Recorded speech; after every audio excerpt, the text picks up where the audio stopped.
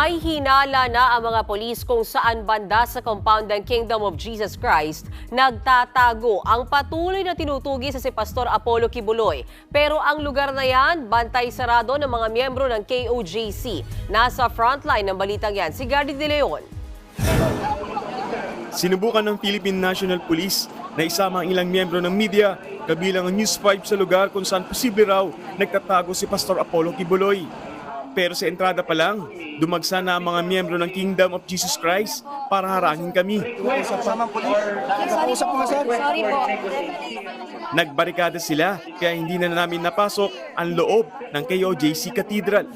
Ang lugar na yan ang natukoy ng PNP na posibleng pinagtataguan ni Kibuloy sa tulong ng ginamit nilang ground-penetrating radar.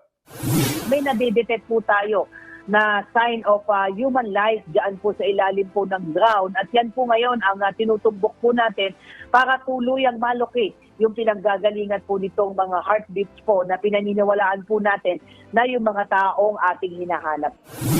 Ipinakita rin ng PNP Davao Region na walang anumang sira sa katedral. Taliwas daw yan sa sinabi ng KOJC na binubungkal at hinuhukay ng mga pulis ang loob ng compound. Bahagya namang nabawasan ang mga pulis na nagbabantay ngayong gabi sa labas ng compound ng religious group. Nanindigan si Justice Secretary Boying Rimulya na maaari pa ring magsilbi ng arrest warrant ang PNP laban kay Kibuloy. Sa kabila yan ng inilabas sa temporary protection order ng Davao Court na nagpapaalis sa anumang uri ng barikada ng mga pulis sa KOJC compound. We will not let go of people even how high their stature may be. And we intend to really carry this out to the end. Payo naman ni Interior Secretary Benhur Abalos, isuko na lang si Kibuloy para matigil na ang operasyon ng mga pulis sa KOJC. Pastor Kibuloy, I know you are a man of God. You've been reading the Bible. You've been telling us about justice.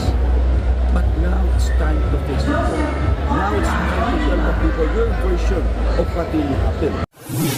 Kahapon lang, ng depensa ni Pangulong Bongbong Marcos ang PNP na wala silang nilabag na karapatang pantao sa pagpapadala ng maraming pulis sa KOJC compound. Nananawagan na rin ang Pangulo na sumuko na si Kibuloy at huwag nang idamay ang mga miyembro ng kanilang grupo. Nagbabalita mula sa frontline, Gary De Leon, News 5.